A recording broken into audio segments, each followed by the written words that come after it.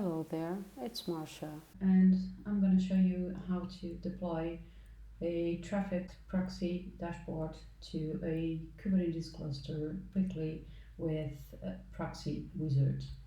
So to get started with Traefik Proxy, you need to create a bunch of Kubernetes resource files and apply them to your cluster.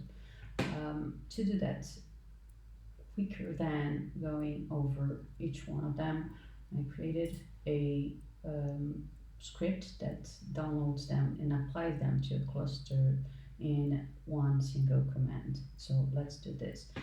To get started, what you need is Docker up and running, and also you need a Kubernetes cluster.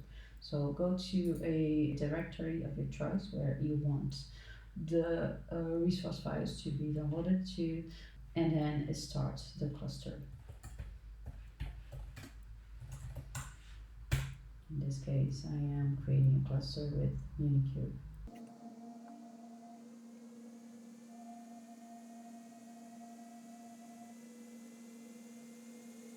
Okay, now that's done, and I should be able to get services. And there we go, we have a Kubernetes cluster running here on Unicube.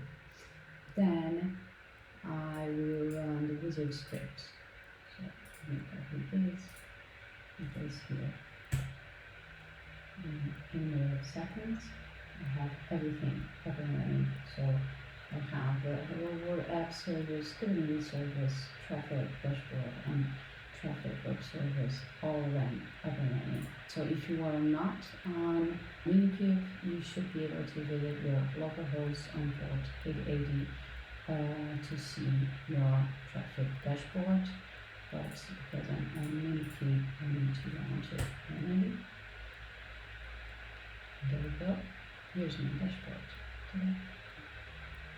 And also, if you're not on Unicube, you should call your localhost to see your web application. But again, because I'm on Unicube, I have to start the service manually.